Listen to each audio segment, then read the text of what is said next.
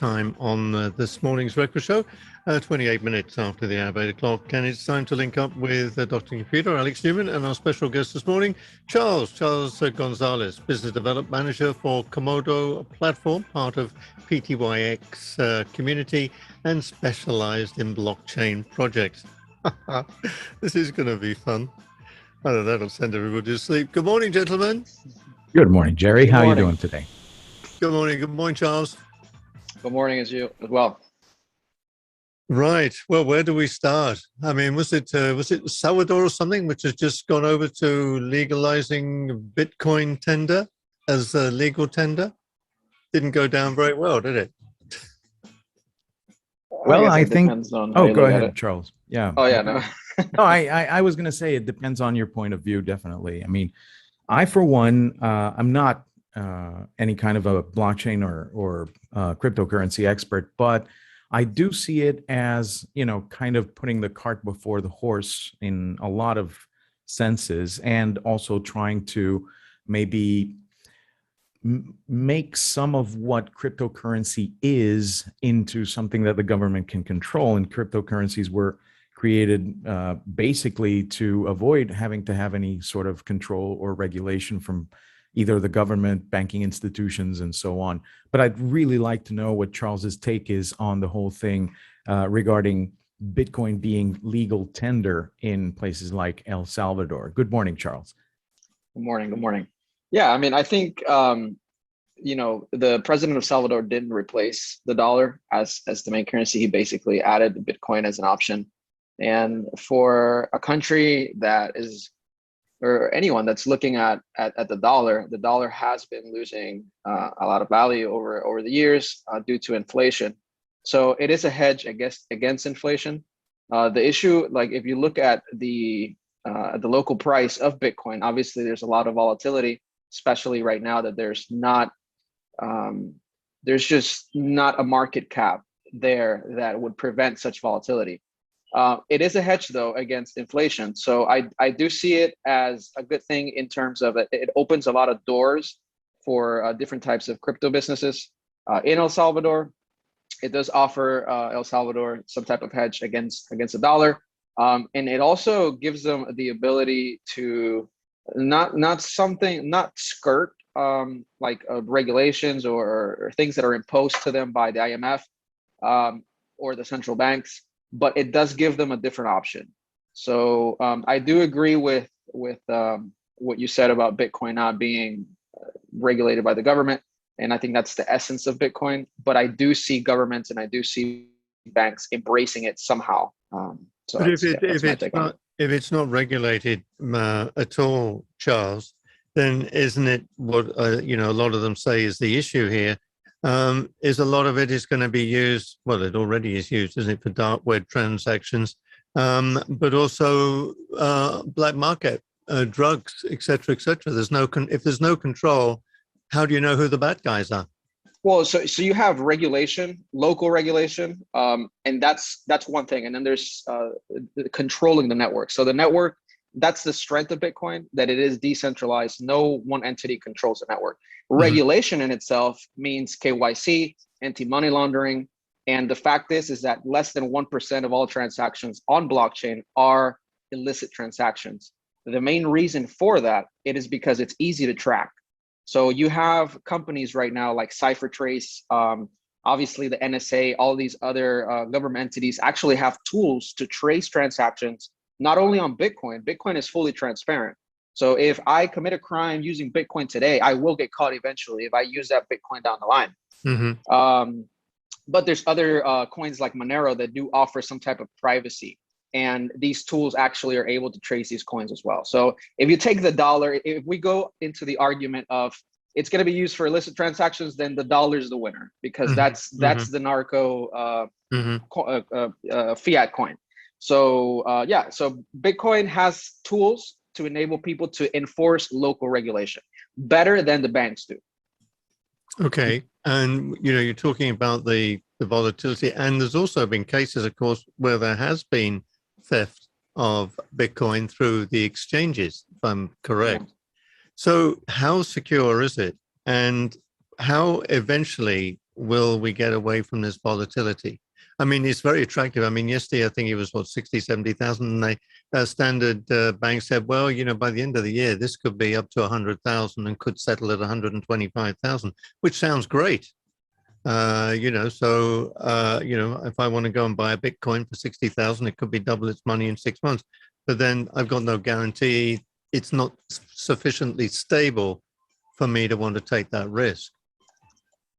Yeah, again, it's Bitcoin has properties of everyday currency. It's divisible. It's liquid, so you can use it to make transactions. But it also has other qualities such as gold, which is its scarcity, and it's a new asset. Right now, the market cap is not at a level to where if somebody were to sell 100 million or possibly even more Bitcoin, that the price would not be affected. Eventually, as the asset class does grow, the volatility will reduce. Just like the dollar is volatile against other assets like gold, euro, whatever. It's just not noticeable in the everyday life. And the other thing is, if Bitcoin does get embraced, which I don't know if it will get embraced by many countries, things will start getting priced in either Satoshis or the Bitcoin price, which also will help that that friction, of, did Bitcoin drop against the dollar today or did it go up? But yeah, again, this will take time. Bitcoin is barely 11 years old, and yeah, I think as the market cap gets large enough, the volatility will definitely reduce. I'd like to ask one thing. A lot of people have concentrated on, for example, the fact that the Salvadoran government bought a lot of Bitcoin to basically give away $30 worth of Bitcoin to every citizen. Those $30 kind of dipped in the first couple of hours to about $29.60. It's now up to $29.72, which is interesting because, as you said, it's kind of a hedge against inflation. There might be a local dip right now, but it should, in theory, at least from its past performance, it should go up eventually in maybe a couple of days, a couple of weeks. That being said, it's not like you can easily buy pupusas in Salvador with Bitcoin right now, even though the mechanism is there. I believe that maybe the education is not there yet. I mean, we barely have people using microtransaction-based fiat applications, such as the ones we use here in Panama as Yapi and Neki and whatever, which have been extensively been used in the sense that if you walk down any sort of place where there's people selling raspados or hot dogs or whatever, a couple of the vendors already are supporting these electronic forms of payment. How do you see, at least in Salvador's experiment, people, in their everyday lives turning to cryptocurrency for these applications? Well, I don't live in El Salvador, so I can't say how easy it is to buy a pupusa with Bitcoin. I have seen that there are certain cities or certain towns that do embrace it more. I have seen, I think recently McDonald's also is accepting Bitcoin.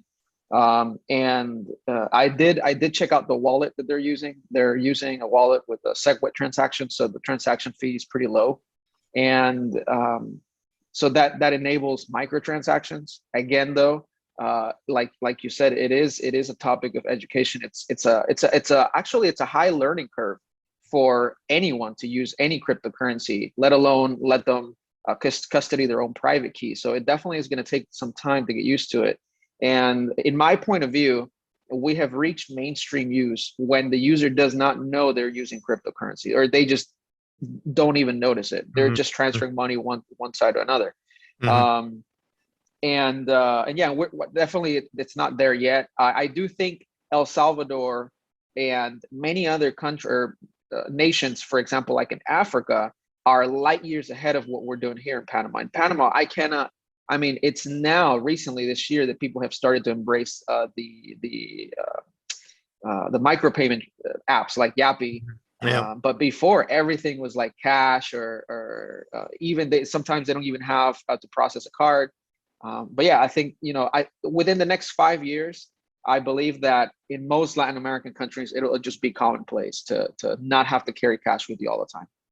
And tell me, somebody like me, which is, still sort of cash is king, but if I want to acquire Bitcoin, how do I go about buying? Say I want to say, okay, let's see what happens. Let's go and buy $500 worth of Bitcoin, and let's just see what happens. So I get that, and it's stored in my wallet, and it can sit there and go up and down or whatever.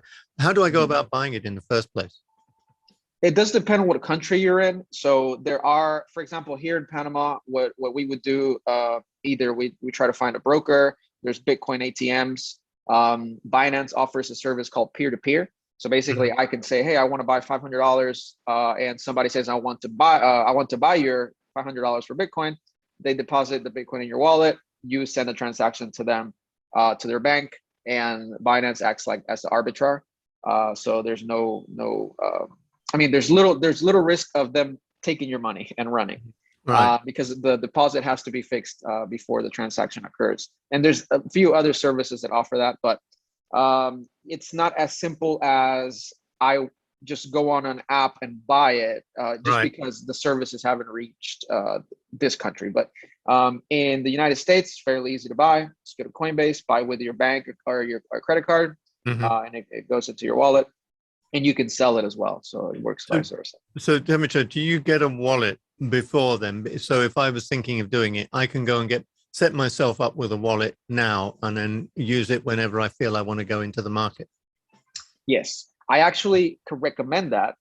And before you put any significant type of money in it, I always tell people, hey, buy $1, buy $5 worth of whatever crypto and get used to using the wallet.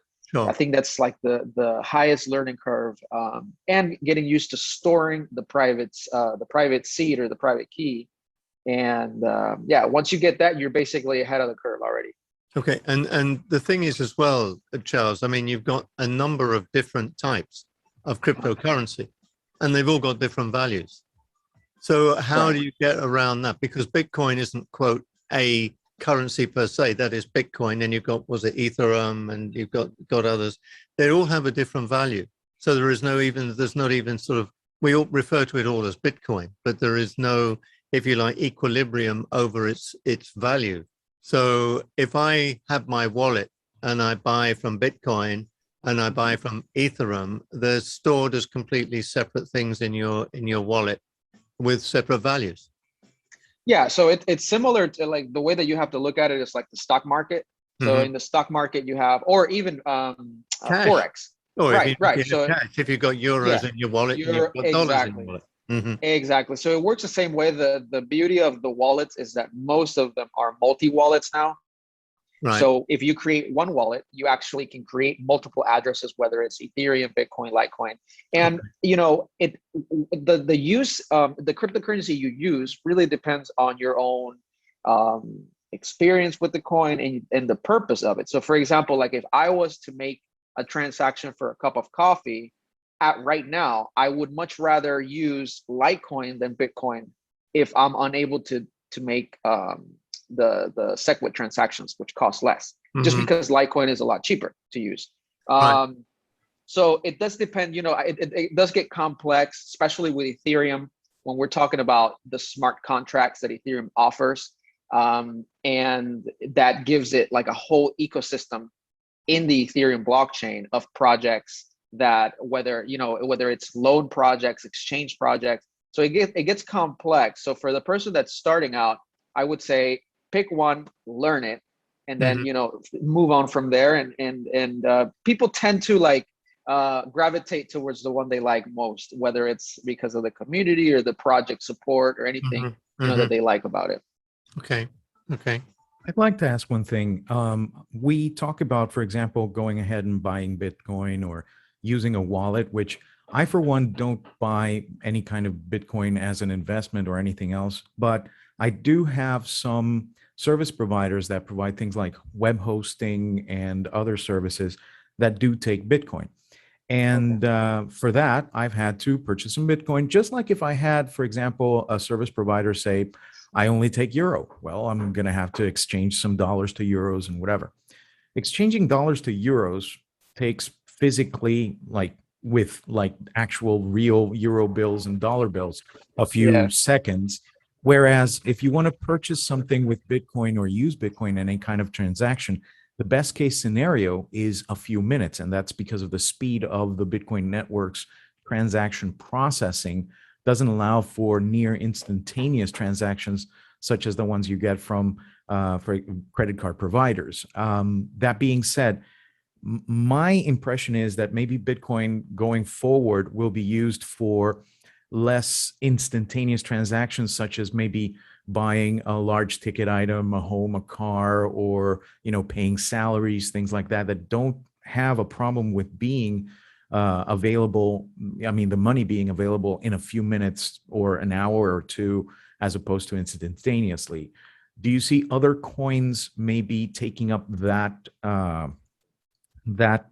part of the transactional system, so that maybe in the future we'll have Bitcoin for larger transactions and something else entirely for smaller transactions, such as buying a pupusa in El Salvador on the street?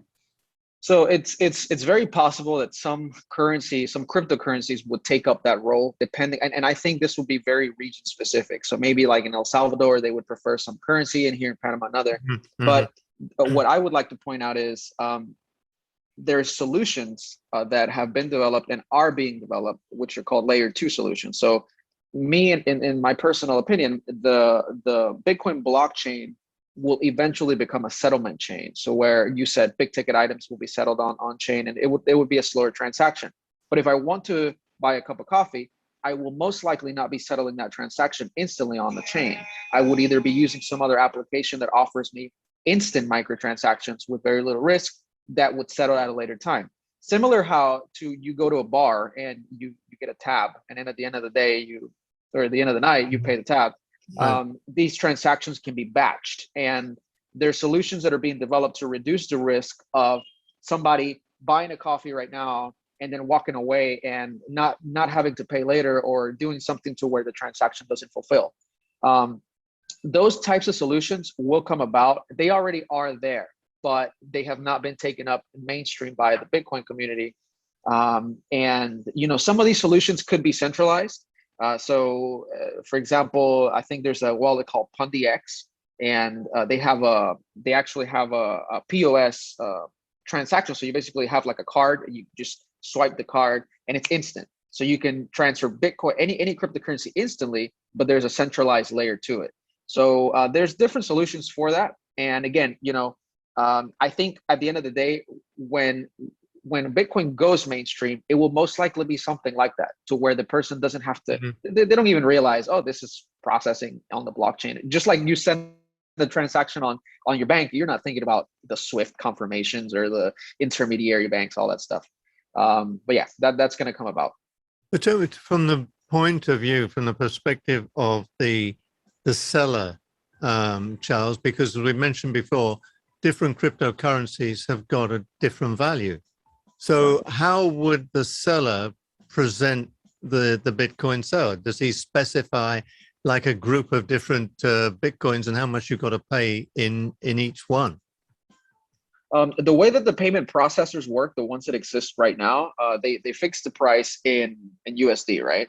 Okay. And let's just take Coinbase, because it's a very popular payment processor. It would be the value of that particular electronic coin against the US dollar, let's say, whatever fiat currency. Okay. And what happens is that it gives you a few options. So you can pay in Bitcoin, Litecoin, Dashcoin, and it gives you the amount in each coin. You just pick one, pay it, and for the seller, for the vendor, it actually settles in fiat instantly once the transaction confirms. So they don't have to worry about, oh, now I got Bitcoin and it's going to go down or it's going to go up. They actually get their fiat settlement.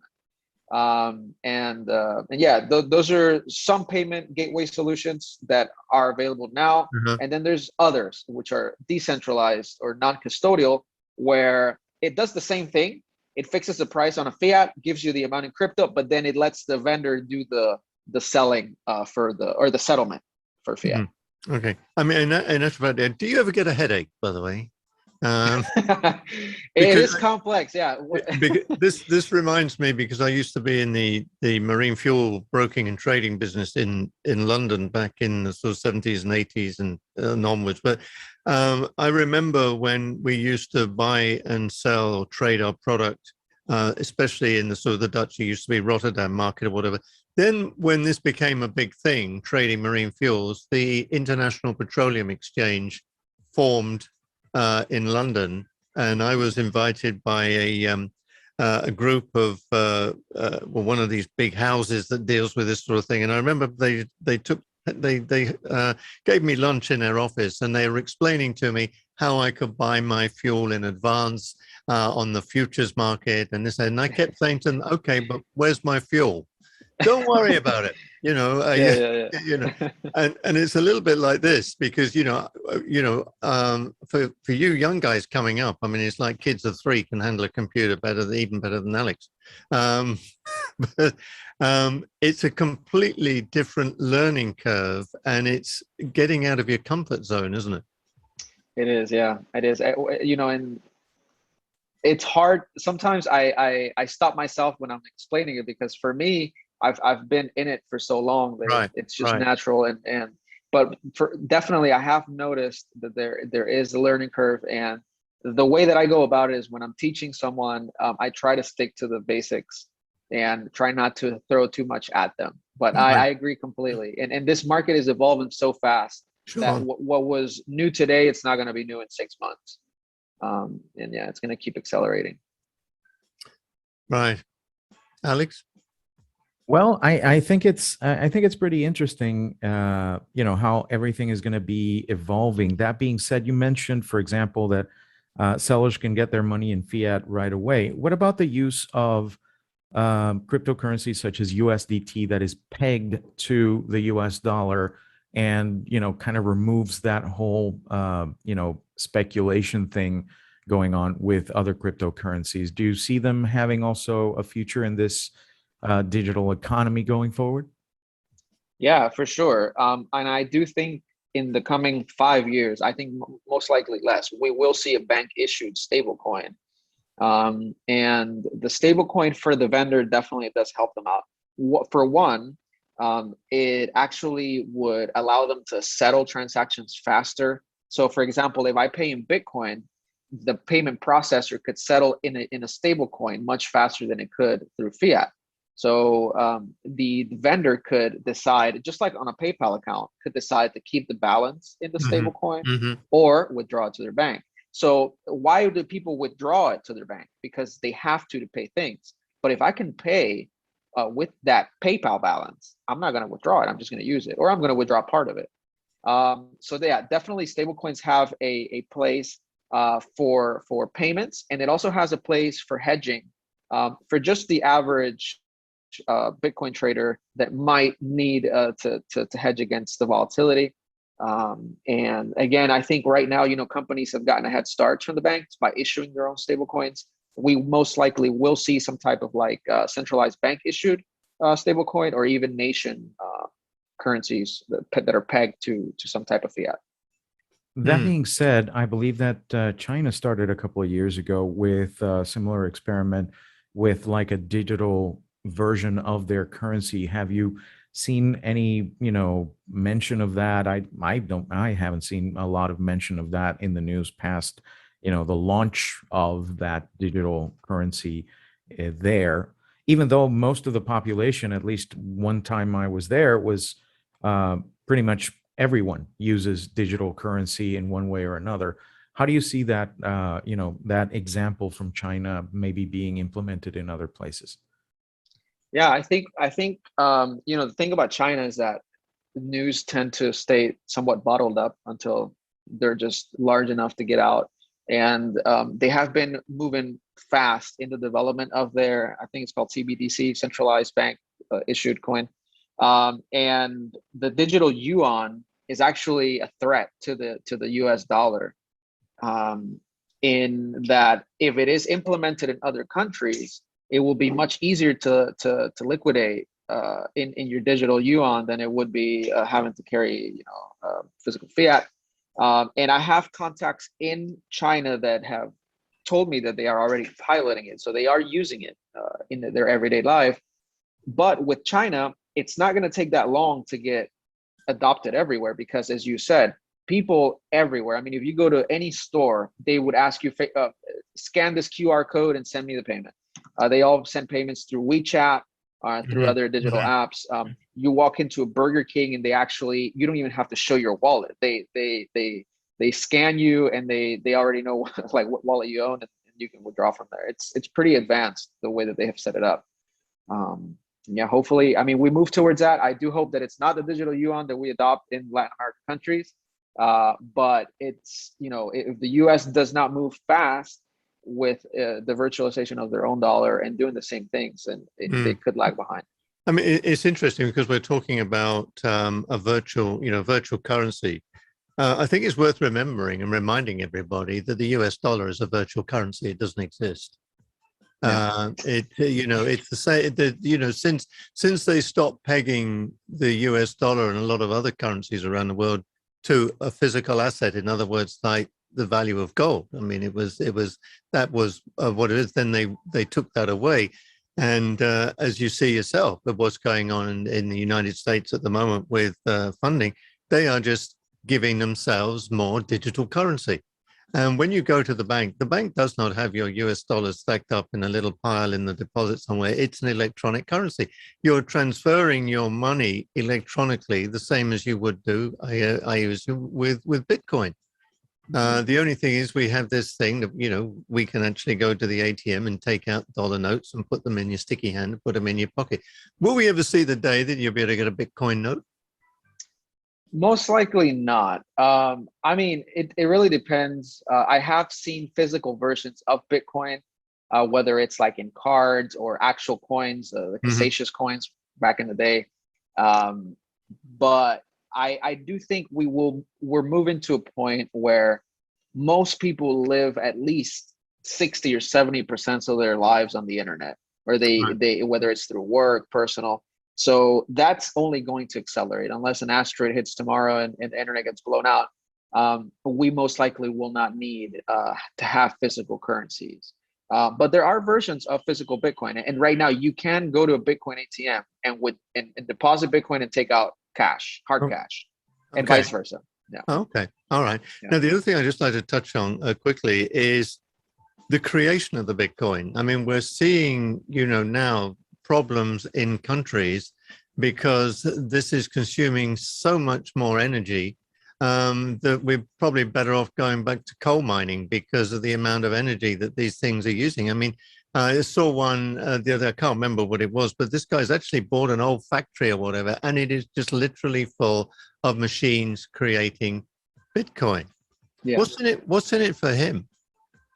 The Bitcoin miners are the people running these specialized machines that what they do is that they solve mathematical problems to process a block.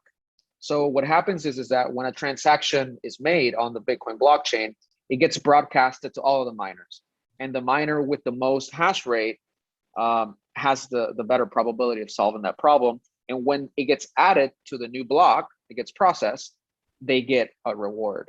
And that reward is what the Bitcoin mining economy runs on. Now, that reward gets cut in half every 4 years. And that's what makes Bitcoin more scarce as time goes on. So in regards to the energy consumption, I think what happened is that especially in the first 8 to 9 years, who was running the mining economy was China. The United States did not care to use their renewable energy to mine Bitcoin. There are countries that have been doing this. I think especially in Latin America, I think Uruguay or Paraguay, I can't remember, that they have some of the cheapest hydroelectric. They're actually trying to bring Bitcoin miners there now. But now that China has banned Bitcoin mining, I do think a lot of the mining is going to move to renewables. A lot of it is already in renewables, but now that China is out of the equation, when Bitcoin mining is regarded, we should see other countries participate in this. And I think El Salvador is actually a great example, using thermal energy to mine Bitcoin. That's actually like genius. So yeah, I do think obviously it is an issue. We don't want wasted energy to mine Bitcoin blockchain. But when we compare it to mining gold or mining silver and or anything that has value, you tend to think Bitcoin might be better for the environment in the long run. You can't mine gold without destroying the earth, but we can find ways to make energy, use energy that's renewable or less dangerous to the environment to mine Bitcoin. Well, that's just about brought us to the end of the session. We could probably go on for hours. And now I shall go away and think of it and get myself a couple of Panadol, and I'll be fine. But Charlie, it's very, very, very interesting. I think we'll probably have to get you back occasionally to keep us up to date with what's going on. I mean, it's something, as I say, being old school is something you often think about. Yeah, well, perhaps I should just get some and keep it and see what happens. That might be something I'll do. Just put a couple of $100 in a wallet and see what happens. Wait till I'm a millionaire. Yeah, no, definitely. You never know. And yeah, it's better to get started now than, again, if you get started now and you learn how to use a wallet, you're already way ahead of the curve. So yeah, whenever you guys want to have me back, I'll be more than happy. There's so much to talk about. Yeah, absolutely. And Alex, thank you. Thank you very much, as always. Very interesting morning. And we will be back with you all being well next week. We're trying, by the way, to get back to in studio. So be warned, because we're trying to sort of get ourselves normalized as well. So anyway, you guys keep safe. Do you want your little lady to say goodbye? Oh, sure. Why not? Let's do that.